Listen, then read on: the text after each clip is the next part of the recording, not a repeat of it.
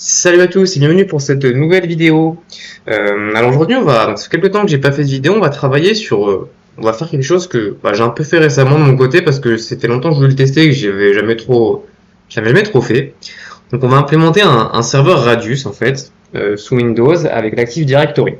Donc qu'est-ce que c'est qu'un serveur Radius? Donc un serveur Radius, ça fait un petit peu partie de ce qu'on appelle le framework AAA. Donc AAA pour Authentication, Authorization and Accounting. Donc globalement, c'est un serveur qui va avoir pour but de gérer les accès, les niveaux d'autorisation et les temps d'accès, par exemple, à des fonctionnalités, donc à des serveurs. Donc ça peut être à différentes choses, hein. Ça peut être l'accès à un réseau, que ce soit un réseau sans fil, donc Wi-Fi, un réseau wired, donc l'accès au port d'un switch, l'accès à un VPN, l'accès à la console d'administration d'un switch, etc. Bon, on va plus un peu se focuser sur les premiers. Donc voilà, donc pour ce faire, en fait, le serveur Radius implémente une base de données. Elle peut être local, elle peut être intégrée à l'Active Directory, et ça va nous permettre justement de gérer l'accès à tout ça. Donc l'avantage de ça, ça fait partie d'un framework un peu plus large. Donc quand on parle de Wi-Fi, on va parler de WPA3 d'entreprise, on va parler de EAP, on verra ça plus tard. Mais voilà, ça permet de se passer du fait d'avoir une PSK en fait partagée qui est connue par tout le monde, qui est en local accessible et visible sur le PC, etc.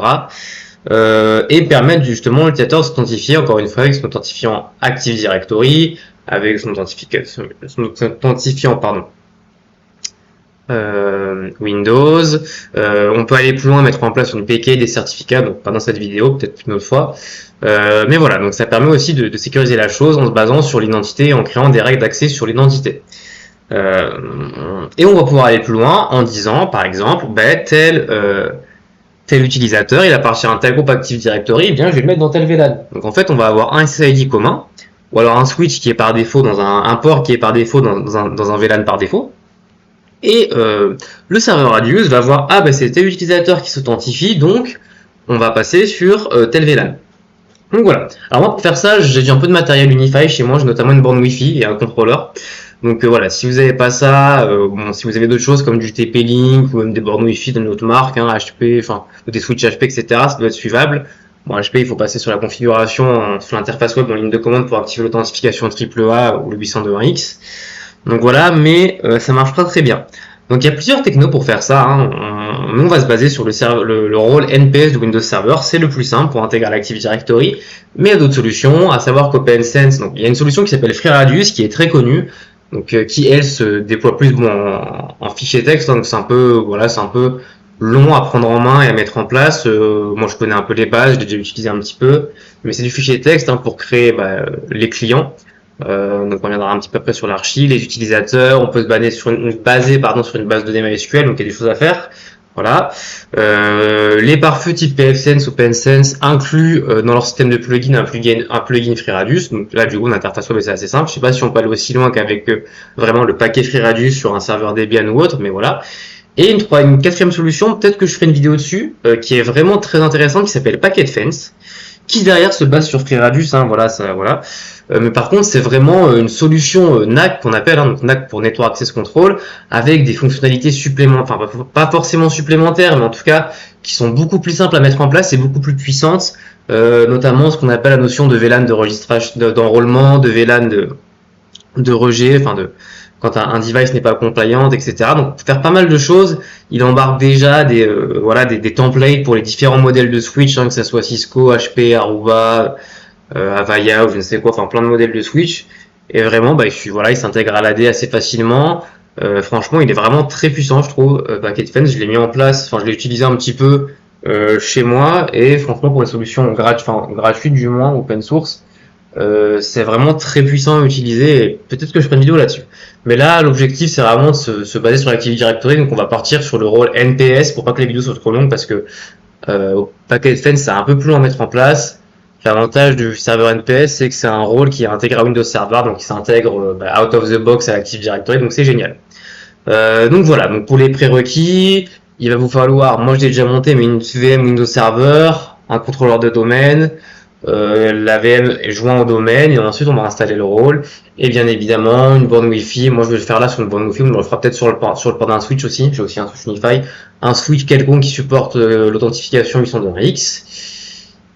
Et sur ces belles paroles, ben, c'est parti.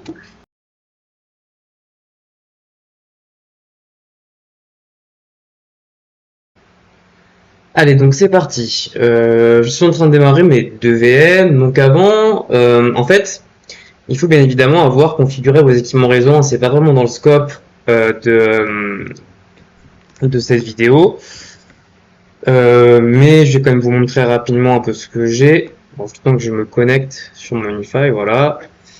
Donc voilà, donc moi c'est sur du Unify. Après vous, ça dépendra sur quelle techno vous êtes. Mais globalement, voilà, donc dans la partie réseau, j'ai plusieurs VLAN de déclarer. Donc par défaut sur Unify, de ce que j'ai vu sur les switches, les ports sont en mode trunk et tous les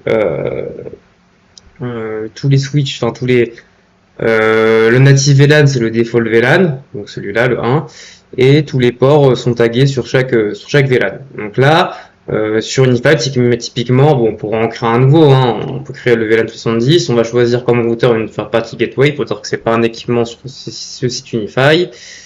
Voilà, et on va taguer le VLAN 70. Et ce qu'on va voir normalement, si on va dans Network, VLAN Viewer, si on cherche le VLAN 70, tac, voilà, donc là j'ai un switch et il est déployé sur tous les ports. Donc voilà. Donc ceci étant dit, il va falloir un petit peu de temps, le temps que ça démarre. Ça démarre. Mais l'idée après, ça va être voilà, de configurer le serveur Radius pour écouter. Donc ensuite, on viendra également sur la partie Unify, peut-être créer un nouveau SSID, on verra. On verra un petit peu comment ça fonctionne. Donc, à savoir qu'il y a plusieurs méthodes d'authentification.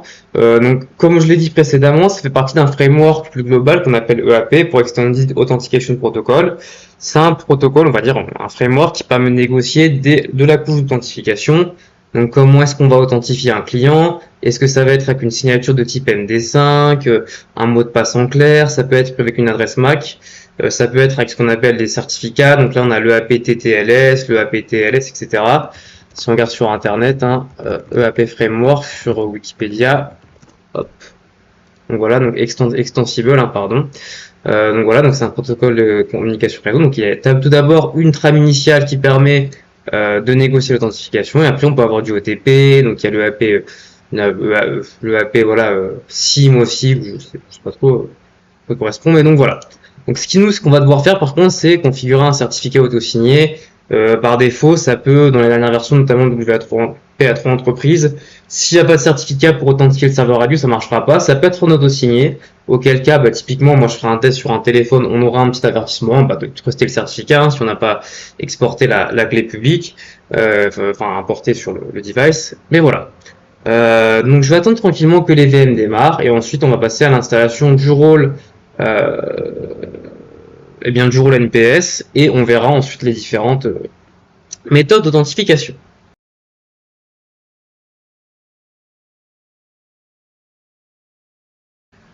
Allez, donc je vous propose de passer à l'installation du serveur NPS sur Windows Server.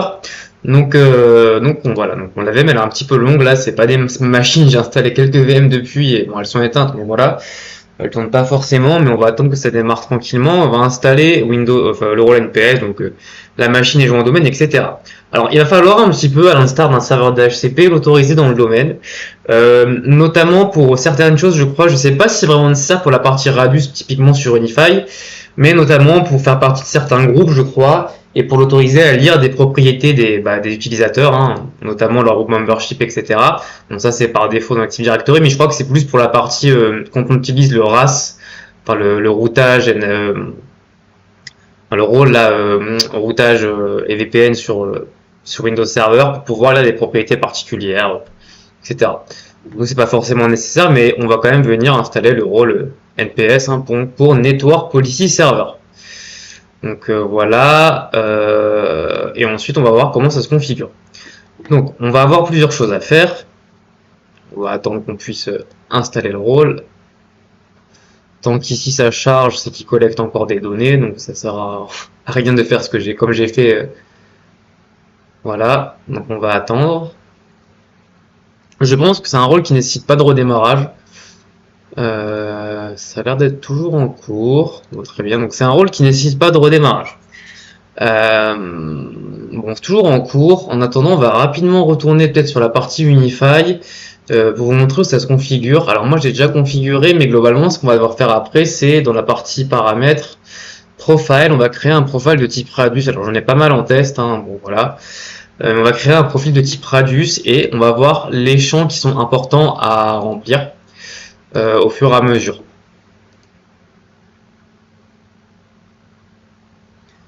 Bon, bah c'est bien long.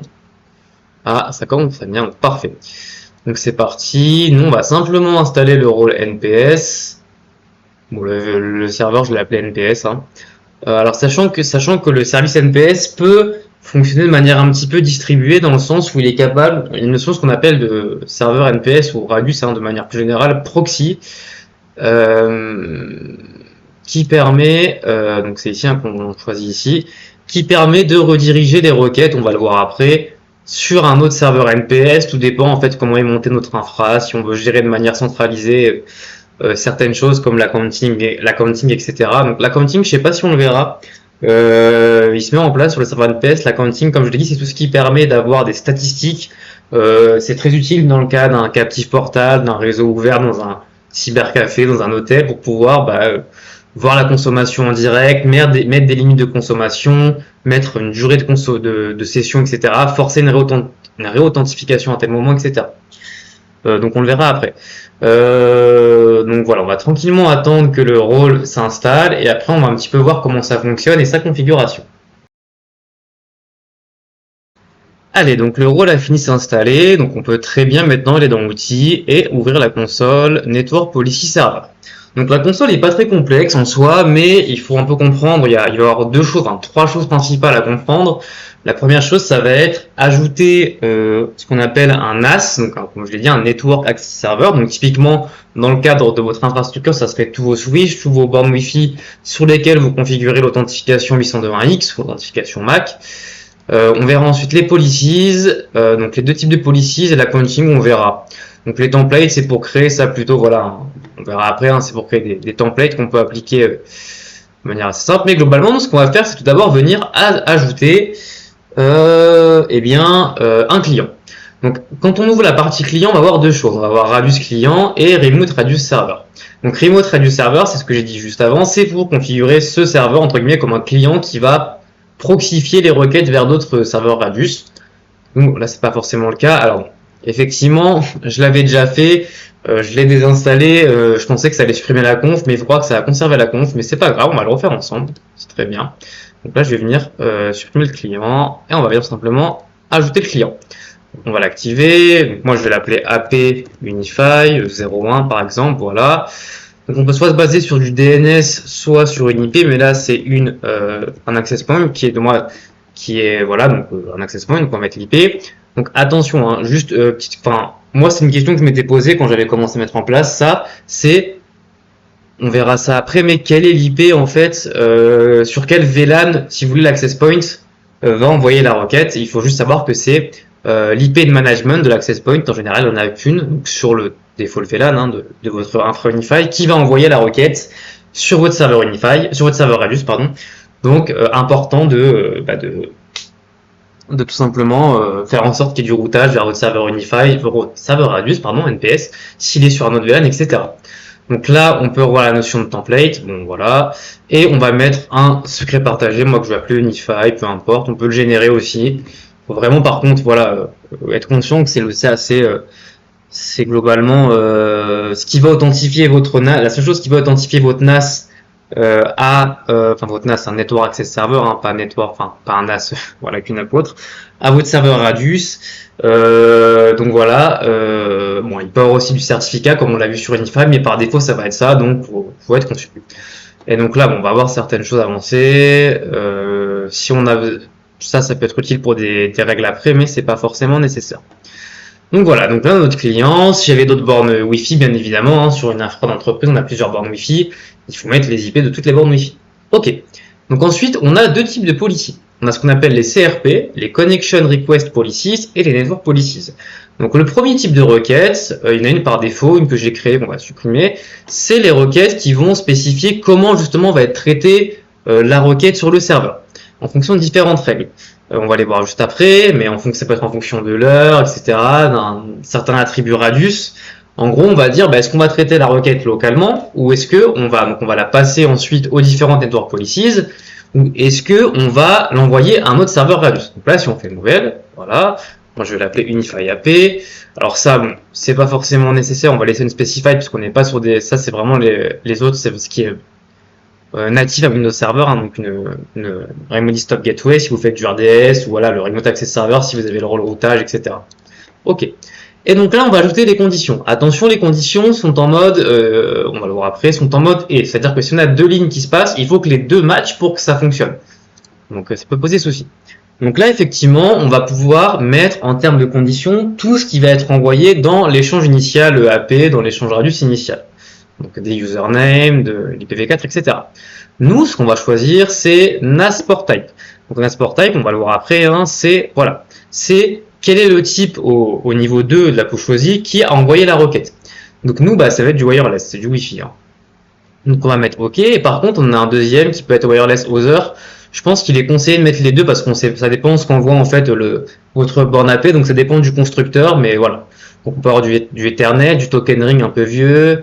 Voilà, du VPN, enfin du DSL, il y a beaucoup de choses. Hein. Donc voilà, on va mettre OK. Donc attention, hein, moi ce que j'avais fait une erreur, c'est que j'avais mis wireless IEE 802.11, donc la norme Wi-Fi, et après j'avais mis un autre sur wireless other, mais là ça faisait, en fait j'avais du coup deux lignes ici et ça faisait un et du coup ça peut pas être les deux en même temps, ça posait souci. Il faut bien qu'il y ait un OR ici. OK. Donc là on va passer sur next, et donc en fait on peut choisir. Est-ce que on va authentifier les requêtes sur ce serveur, voilà, avec ou sans authentification, donc on va le faire, hop. Et ça, normalement, en fait, voilà, ça va être, on verra après, ça va être configuré dans la partie network policy, enfin network policies. On pourrait le configurer là, on pourrait gérer l'authentification là, mais je crois que c'est mieux d'être un peu plus propre et de le faire.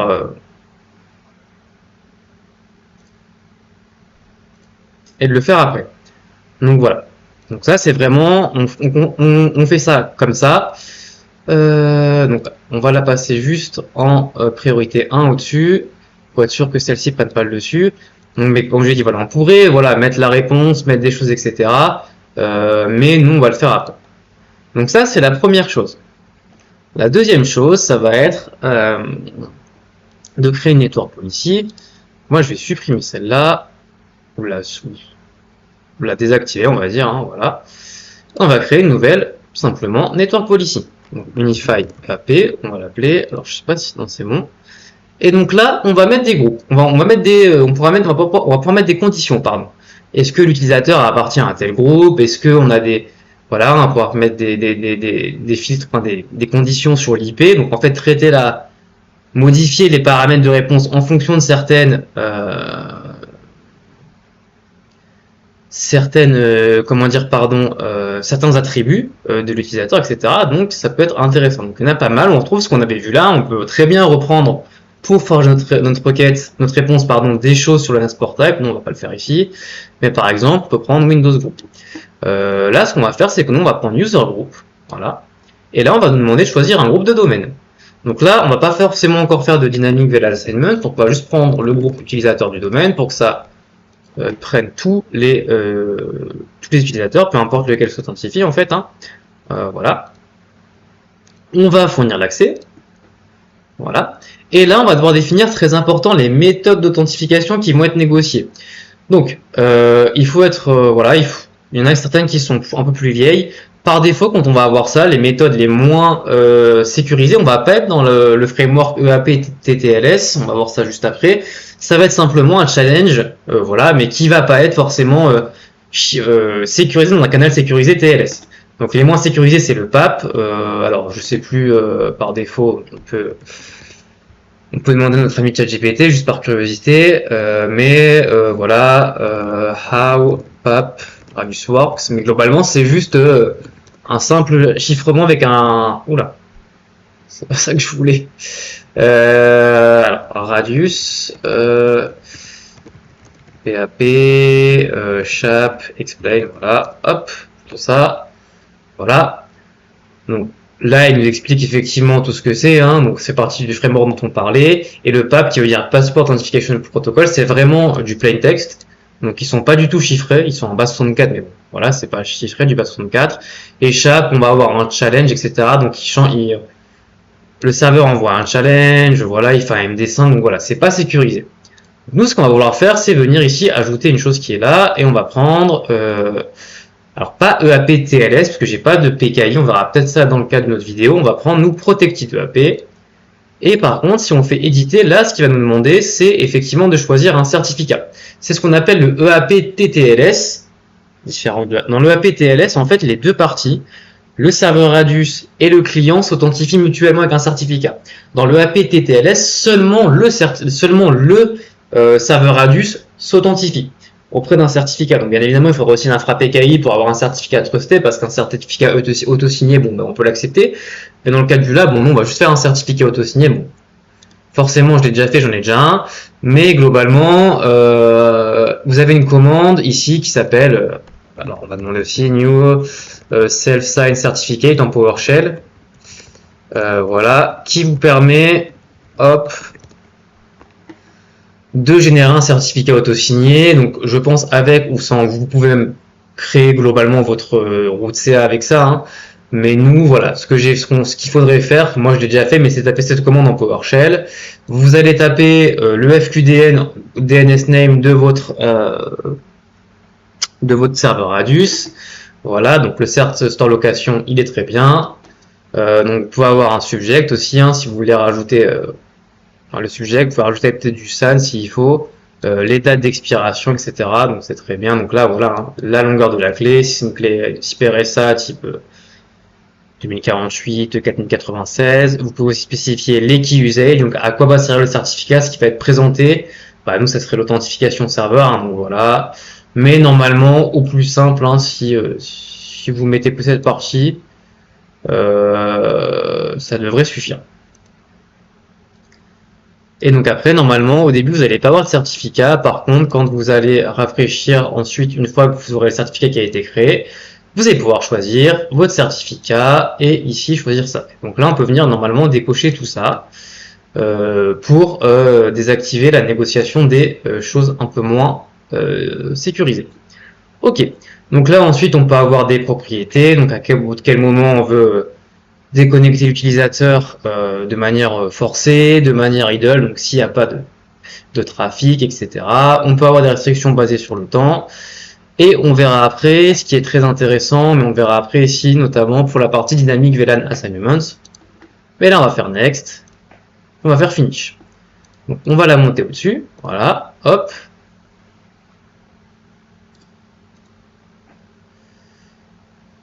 Elle est là, et donc là, normalement, on va pouvoir faire des choses. Donc moi, j'ai déjà mon serveur Radius NPS qui est là, hein, mais donc ici, vous viendriez ajouter bien évidemment un profil de type Radius, vous mettez votre IP. Alors très important, pour l'instant, ne cochez pas ces cases. Hein. On verra après à quoi elles servent sur Unify. C'est les cases qui permettent justement de modifier entre guillemets le VLAN en fonction de la réponse du serveur Radius. Pour l'instant, on n'a pas fait de dynamique VLAN assignment, donc on le fait pas. Donc là, le TLS, si on avait un certificat, on pourrait effectivement faire l'authentification mutuelle. L'accounting, on verra peut-être après. Ensuite, vous venez faire add ici. Votre serveur Radius va apparaître là. Et au niveau de votre Wi-Fi, donc moi, je vais prendre celui-ci, par exemple. Je vais venir changer. Donc tout ce qui est là, bon voilà, hein, on crée un réseau Wi-Fi. Hein. On crée un réseau Wi-Fi. Donc on va le refaire ensemble, je pense. Je vais créer un réseau Wi-Fi. Je vais l'appeler, allez, par exemple, Radius Wi-Fi, peu importe. Voilà. Alors, on met pas de mot de passe pour l'instant. Je laisse pour l'instant sur le Native Network, donc sur le VLAN 1. Tout ça, on ne coche pas. On pourrait le cocher, mais pour l'instant, on ne coche pas, puisqu'on va justement faire du 802.1x. On pourrait mettre un captif portail, ça pourrait être intéressant, mais voilà, bon, les bandes de Wi-Fi, bon, tout ça. Par contre, là, on va choisir WPA3 entreprise, et on va choisir comme Radius Profil le serveur NPS. Donc, on va pas venir cocher ça ici, peut-être qu'on le verra après, mais il faut savoir que par défaut, si on coche ça, ce qui va se passer, c'est que la borne Wi-Fi dans l'échange Radius, ce qu'elle va envoyer comme username et comme password, c'est l'adresse MAC du device qui demande l'accès. Nous, c'est pas ce qu'on veut, là, on a configuré un user group, donc on va juste faire add Wi-Fi network. Et maintenant, ce qu'on va faire, c'est qu'on va se retrouver sur un téléphone pour pouvoir faire le test d'authentification. Allez, c'est parti. Donc, je vous propose de tester tout ça. Donc là, je suis sur mon serveur Radius. Alors, d'ailleurs, alors par défaut, donc on n'a pas mis en place l'accounting. On va peut-être le voir juste après.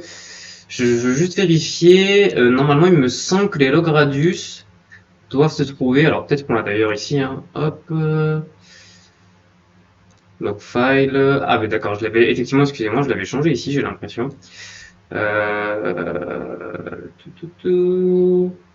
Hop. Mais par défaut, ça doit être dans C Windows System 32 log, je crois. Si je dis pas de bêtises. Tac, par défaut, Windows System 32. Alors, on va demander quand on va demander à notre ami un log file. Je crois que c'est ici. Et normalement, on devrait l'avoir quelque part ici. Alors, on va vérifier. Hop. Donc, .rar, nps logs file. Donc, ça devrait être là. Donc, moi, je l'ai changé et ça va être des log files de ce type. Mais bon, normalement, ça devrait marcher. Donc, ce que je vais faire, c'est que je vais me placer sur, je vais mettre l'écran là de mon téléphone.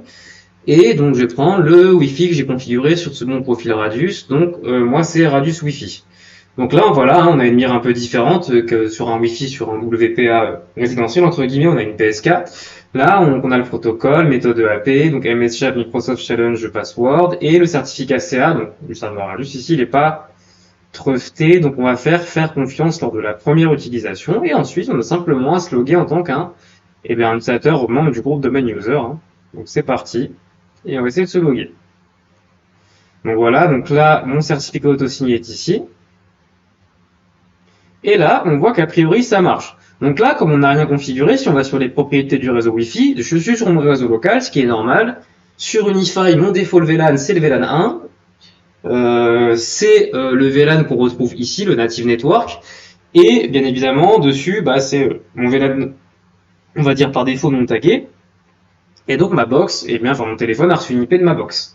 Donc ça, c'est une bonne chose, bien évidemment. On va le voir après, si on est sur un autre VLAN, il faut que dans ce VLAN, on ait une machine qui fasse DHCP. Mais donc là, on valide que ça marche. Donc si on allait voir les logs, ça marcherait. Mais d'ailleurs, ce qu'on peut faire, tac, on peut aller sur le DC. Hop. Et on peut créer un utilisateur de test. Tac. Et normalement, avec un utilisateur de test, eh bien, la même chose devrait fonctionner. Donc, alors je vais tranquillement couper l'enregistrement du téléphone, pas trop, un enregistrement trop long. Dès que le DC aura bien démarré, encore une fois, ma machine, c'est une petite machine à 16 Go de RAM, donc on raffichera pour voir un petit peu ce qui se passe. Voilà.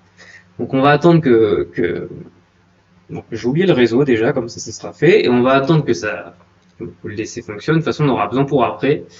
Et on essaiera de se reloguer avec n'importe quel autre utilisateur membre du domaine. Pour rappel, c'est la règle sur le serveur NPS. D'ailleurs, je vais éteindre un autre VM peut-être pour récupérer un peu de RAM. C'est la règle dans la partie Network Policies, qui est ici, qui dit bien, voilà, si pour n'importe quel domaine user. Alors bien évidemment, on peut rajouter d'autres règles, hein, mais nous, on va pas le faire ici. Alors, est-ce que le DC a accepté de toujours pas démarrer? Bon, le DC est un petit peu long. Ok, ça va commencer à venir peut-être. Donc, on va attendre que ça fonctionne. Sinon, on aurait peut-être pu installer les tools sur. Je pense pas que ça vienne par défaut avec le serveur NPS, hein, parce qu'au final, voilà, c'est pas forcément la même chose. Ok, je vais éteindre cette VM aussi, qui me sert à rien actuellement. Et on va attendre. Ce qu'on va faire, c'est qu'on va tranquillement attendre que ça fonctionne. On testera avec un autre utilisateur et on enchaînera sur la suite juste après.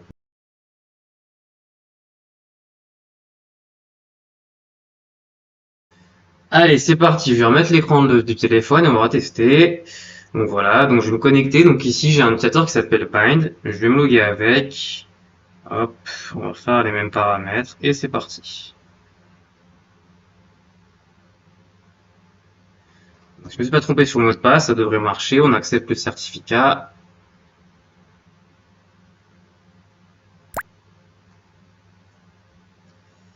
Hop. Et voilà, ça marche, c'est nickel. Donc voilà pour la première partie. Donc maintenant, ce qu'on va faire, c'est qu'on va passer à à l'assignation dynamique de VLAN en fonction du groupe utilisateur. Donc pour ce faire, on va aller sur l'Active Directory et on va créer des groupes. Donc j'en ai déjà deux là. Donc je l'avais déjà fait au test, mais on va le refaire ensemble. Ce que j'ai créé tout à l'heure, c'est le groupe, c'est le VLAN 70. Donc ce que je vais faire, c'est que je vais placer, on va en créer deux de façon. Je vais l'appeler GL pour groupe local, VLAN 70. Et ce que je vais faire, c'est que je vais mettre dedans mon user qui s'appelle bind qu'on vient de voir juste avant. Alors, il va falloir faire de la configuration avant, hein, donc là on va faire un petit peu écho à ce qu'on a vu avec OpenSense les autres fois. Donc je vais me connecter sur l'OpenSense en question, et ce qu'on va faire, on va faire tout le déroulé de la chose, hein. C'est aussi ça qui est intéressant. Hop, voilà, on va se loguer sur OpenSense, et nous on va aller sur Proxmox, sur l'autre, et on va déclarer un nouveau Linux VLAN, donc VLAN 70. Proxmox n'a pas besoin d'avoir spécialement d'IP là-dessus, sur ce VLAN là, enfin, il n'a pas besoin d'avoir de VLANIF sur le VLAN 70. Donc on va le créer, et ce qu'on va faire, eh bien, c'est qu'on va l'ajouter à OpenSense. Hop, voilà, on va se loguer sur OpenSense de notre côté, et ce qu'on va venir faire, c'est qu'on va venir initialiser l'interface qui a dû être ajoutée. Donc allons dans interface, c'est juste ici, assignment, on doit avoir une OPT quelque chose qui est venu s'ajouter. Ça doit être celle-ci, je pense, si on vérifie l'adresse MAC, finit par E2. Ok, donc c'est bien celle-ci. Donc c'est parfait. Donc elle est dans le VLAN 70, c'est géré sur Proxmox, et on va venir tout simplement save, hop, et ça doit être l'OPT5, je pense. On va l'activer. On va simplement lui mettre une IPv4 statique. Donc on va prendre par exemple 70. Hein. Voilà, donc j'ai pas de carp, on est en /24 sur ce réseau. Et ce qu'on va venir faire, c'est qu'on va venir tout simplement sur cette interface aussi activer le DHCP, donc soit sur KEA, soit sur ISC, comme vous voulez. Donc on l'active sur cette interface. On va configurer un pool basique. Alors quelques options quand même. Donc les options, qu'est-ce qu'on va mettre? Alors bien sûr il faudra créer des règles de firewall ensuite pour que ça marche, mais on va mettre Google. La gateway, eh bien c'est mon routeur, c'est mon OpenSense, pardon. Est-ce qu'on a besoin d'autre chose? Bon, le list time c'est pas très grave, on va laisser ça comme ça. Bon, c'est pas très grave si on crée pas les règles, hein. Tant que l'IP est obtenu, ça veut dire qu'on a bien été placé sur le bon VLAN. Donc ceci étant dit, on va aller rapidement faire un tour sur Unify et on va venir changer le profil NPS. On va aller dans Radius ici et on va venir changer le profil NPS pour d'ailleurs elle était déjà cochée, bon, c'est pas grave, tout à l'heure on était dans le VLAN 1, je l'avais laissé cocher, mais il faut bien avoir cette cage cochée ici. Alors celle-là, si on est sur du câble RJ45 sur un switch, mais sur un wireless network en fait, ça permet de faire du dynamic VLAN assignment, c'est-à-dire que ce qui va se passer, c'est que quand le device sera authentifié, on va faire en sorte que notre serveur NPS renvoie une réponse, dans la réponse un numéro de VLAN, et ce numéro de VLAN va être attribué. Donc dans le cas d'un port de switch, eh bien ça sera le port access, on va dire entre guillemets, sur le lien trunk, et dans le cas d'un SSID, eh bien il sera associé au device en question. Donc on va retourner sur le serveur NPS maintenant, une fois qu'on a fait ça, et ce qu'on va faire, c'est qu'on va venir modifier, voilà, on va venir créer une règle, une nouvelle règle, c'est pas très grave.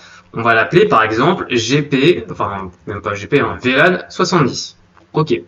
Donc nous ce qu'on va faire, c'est qu'on va rajouter une condition et on va dire que si le groupe en question de l'utilisateur, donc si l'utilisateur appartient à un tel groupe, donc nous c'était GL VLAN 70, voilà, hop.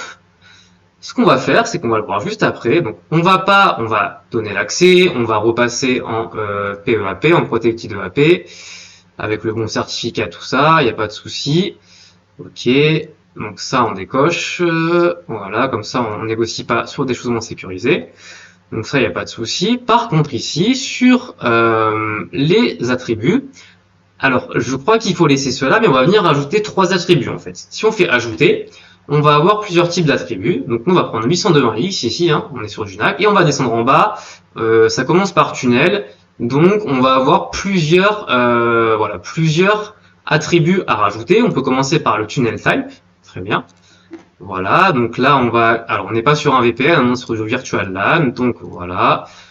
En gros, on va informer, si vous, ce qui va se passer, c'est qu'on va informer, hop, dans la réponse, ce qu'on va faire, c'est qu'on va, ici, tu voyais, informer le device qu'on est sur un tunnel type, donc au niveau 2 du modèle aussi, entre guillemets, on est sur un VLAN, on n'est pas sur du PPP ou je ne sais quoi, on est sur d'Ethernet et un VLAN. Ok. Maintenant, on va venir, alors il y a 2 attributs encore à rajouter. Donc tunnel type, on doit avoir tunnel medium type, voilà, donc tunnel type VLAN. Medium type, donc voilà, on va laisser, bon, c'est celui par défaut, hein, hop. On est sur voilà, de l'Ethernet. Hop, voilà. Donc il va venir s'ajouter là. Alors je crois que c'est ça. Alors on va vérifier quand même parce que j'ai un petit doute, je le fais pas souvent.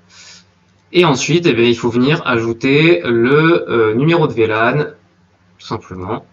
Donc c'est une string et nous on veut ajouter le VLAN 70. Ok. De toute façon, on va pouvoir le vérifier rapidement. Donc on va la valider. Et j'ai cette règle normalement qui fait exactement la même chose que j'avais en test. Tac. Non, c'est bon, on est bien sur la bonne chose, donc c'est parfait. Et donc celle-là, bon, bah, sous le même principe. Alors ce qu'on va faire, c'est qu'on va les monter. On veut être sûr qu'elle soit processée en premier, hein, parce que celle-là, on va la désactiver surtout, puisque celle-là, la condition, c'est membre du groupe domain user, donc tous les utilisateurs vont être membres, hein, donc voilà.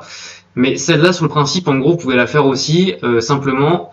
Bah, je mets groupe VLAN 50 et ce qu'on va faire, c'est qu'on va par exemple, je sais pas, on va prendre ce groupe VLAN 50 et dedans, on va mettre un peu binder dedans. Ah, on va l'enlever, sinon ça va poser souci. Donc voilà, attention, en fait, bien sûr, attention à ce que l'utilisateur n'appartienne qu'à un seul groupe qui déclare des VLAN, sinon vous aurez un souci. Mais je vais laisser un utilisateur qui s'appelle VLAN 50, c'est très bien. Ok. Donc on va revenir sur le serveur NPS maintenant qu'on a fait tout ça. Ok, donc là on est sûr que les 2 règles sont désactivées. Et maintenant, bah, très bien, ce qu'on va faire, c'est qu'on va retourner sur le téléphone. Normalement, on a tout fait, je pense, hein. Je pense qu'on a fait tout ce qu'il fallait pour que ça fonctionne. Donc on va retourner sur le téléphone. On va à nouveau oublier le réseau une fois. Alors attendez, hein, juste le temps que je mette l'enregistrement et que j'affiche le téléphone. Tac. Alors, enregistrer le téléphone. Voilà, ça devrait apparaître. La chaleur, il est un petit peu lent. Voilà, parfait. Hop, et donc on va venir tout simplement oublier le réseau. Parfait. Et on va venir se reconnecter une fois qu'il est réapparu. Donc je pense qu'on n'a rien oublié. On va vérifier. Donc bien évidemment sur le LAN 50 il faut un DHCP, hein, sinon ça ne marchera pas. Moi j'en avais déjà un, mais c'est le même principe que sur le VLAN. Hein. Ouais, il est un peu chaud mon téléphone. Donc on va commencer par l'utilisateur bind. Hop. Donc je pense qu'on n'a rien oublié, hein, côté Unify ou côté NPS. Ok, est-ce que ça va passer? Donc récupération de l'adresse IP, donc recherche d'accès à Internet, c'est bon signe. Pourquoi? Parce que comme on n'a pas créé de règles, ça veut dire qu'il est sur un VLAN sur lequel il n'a pas accès à Internet, et a priori VLAN 70 c'est pas trop mal. Et là on voit bien que j'ai une IP en 70.254. Maintenant ce qu'on va faire, c'est qu'on va oublier ce réseau à nouveau. Alors je pense qu'on pourrait se reconnecter tout simplement en faisant modifier ce réseau peut-être. Voilà, ça va être plus simple que de l'oublier. Et je vais prendre un utilisateur qui s'appelle VLAN 50. Donc le deuxième champ, Anonymous Identity, hein, c'est on va dire une feature de confidentialité, dans le sens où le mot de passe sera chiffré, enfin l'utilisateur ne sera pas envoyé dans le canal non chiffré au début, mais après dans le canal, une fois le canal TLS monté. Hein. Et donc maintenant on va se reconnecter là-dessus, on va essayer, connecter aucun accès Internet, récupération de l'adresse IP, et là, moi je sais que ça marche parce que Alors si vous vous rappelez dans la précédente vidéo, ce qu'on avait fait, c'est qu'on a mis en place un portail captif sur OpenSense. Hop, donc il doit être activé sur une interface en particulier, donc sur l'interface captive portal qui correspond pour moi au VLAN 50. Et donc j'ai bien obtenu une IP sur mon VLAN 50. Donc ça valide bien que si on appartient en groupe, si on appartient au groupe VLAN 50, on est bien placé sur le VLAN 50. Et si on appartient au groupe VLAN 70, on est bien placé sur le VLAN 70. On peut faire la même chose avec les ports du switch, mais bon, ça sera un peu compliqué de vous payer mon ordi, de le brancher sur le port du switch. Mais globalement, c'est le même principe, hein. Sur Unify, il faut juste cocher Wire d'ici. Et globalement, ça devrait marcher sensiblement de la même manière. Donc voilà pour l'assignation de VLAN dynamique.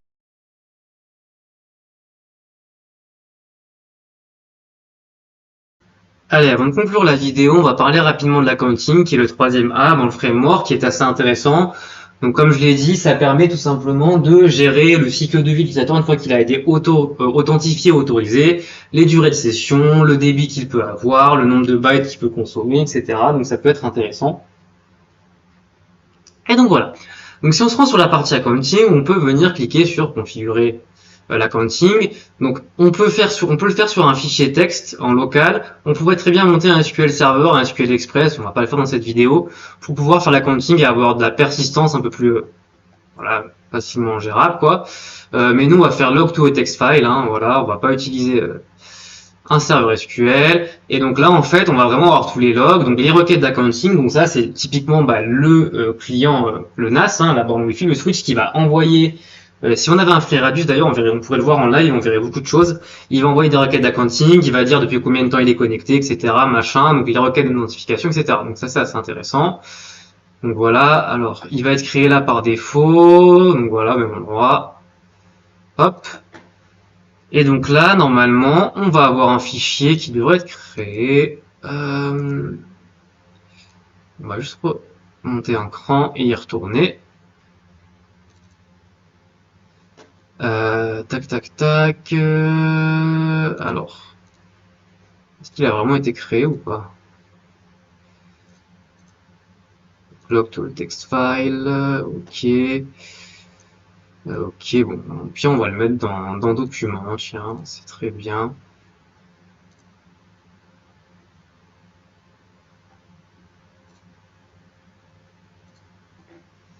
Normalement, l'accounting est configuré. Et bon, on devrait avoir des choses. Alors, ce qu'on va faire, donc là, effectivement, on a du log déjà, hein, hop, qui est remonté. Donc là, c'est les logs d'authentification. C'est vraiment uniquement les logs d'authentification. Hop, par contre, alors ce que je vais faire, c'est que bon, je vais pas afficher l'écran du téléphone, mais par contre, je vais me déconnecter et me reconnecter sur mon radius. Alors, on va juste mettre le fichier pour qu'il n'y ait pas de souci pour écrire à ce moment-là. Voilà, hop. Et normalement, le fichier devrait se mettre à jour au fur et à mesure. Je sais pas, j'ai jamais trop testé. J'avoue que j'ai plus fait sur FreeRadius. On voyait vraiment tous les logs en live, hein, les durées, enfin les requêtes d'accounting pour voir justement si quand est-ce que la session devait sauter, etc. Voilà. Ce serait peut-être plus pertinent de le faire, je ne sais pas, sur un. Peut-être que je vais le fermer quand même. Tac. Sur une base de données SQL Server. Mais ce que je vais faire, bon, je vais oublier le réseau carrément, hein, et je vais me reloguer tout de suite sur mon réseau. Tac, ok. Ah mais excusez-moi, on a oublié quelque chose, c'est moi, désolé, il fait chaud. Il faut qu'on rajoute la partie accounting server forcément ici pour que ça marche. Donc même IP, le port 1813, donc le shared secret, hop, on va mettre le même. De toute façon, et c'est parti. Et maintenant, on va attendre un tout petit peu et se reloguer sur le téléphone ou sur votre appareil, peu importe, votre PC. Hop, alors.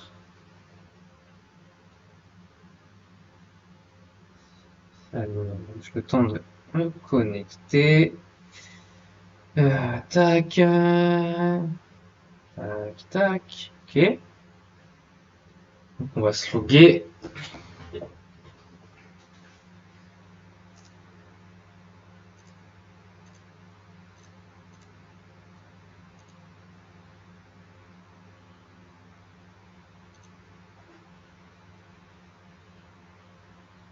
Et cette notion qui peut être intéressante pour les stream updates, mais ça je maîtrise pas forcément trop. Le dossier n'a pas vraiment l'air d'être créé, hein. C'est assez bizarre.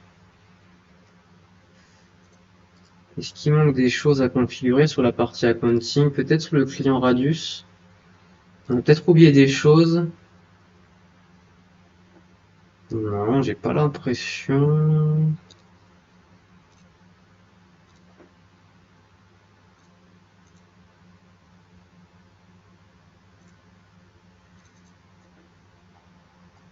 Bon, c'est pas très grave, c'est pas le plus important dans ce cas-là. Là, on peut voir les différents logs. Ah ben, oui, effectivement, on a les logs de connexion ici. Excusez-moi, ils sont ici en fait, les logs de connexion. Donc, ils se mettent à jour en direct. Le fichier n'a pas été mis à jour, a priori. Ah si, ça y est, il a été mis à jour. Donc, très bien.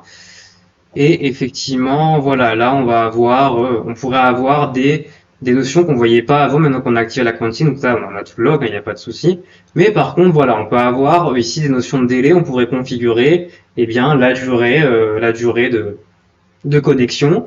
Et ensuite, à partir de ça, l'Access Point Unified, comme on a configuré la quantine, qui va aller requêter de manière périodique le serveur. Et le serveur pourrait dire, voilà, il te reste tant de temps pour te connecter. Et il pourrait avoir les logs en question. Donc j'ai vu passer quelque chose aussi qui pouvait être intéressant, je crois. Voilà, sur effectivement peut-être des durées de des notions de débit en mégabytes, etc. Mais globalement, l'idée principale là, c'est la durée de la session qui pourrait maintenant être spécifiée et qui permettrait à l'Access Point de tout simplement déconnecter l'utilisateur quand la fin de la session est atteinte.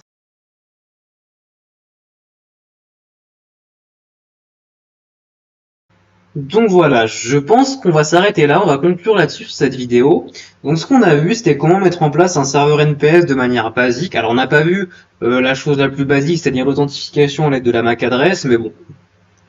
Voilà, donc ce nécessiterait, je crois, de créer un utilisateur qui a pour username et password la MAC adresse du device, de cocher dans le profil ici Wi-Fi, d'envoyer la MAC adresse, etc. Donc c'est pas le plus pertinent, mais ça peut être intéressant. Par contre, ce qu'on a vu, c'est comment configurer un serveur NPS, comment ajouter un client, comment créer nos CRP et Network Policies.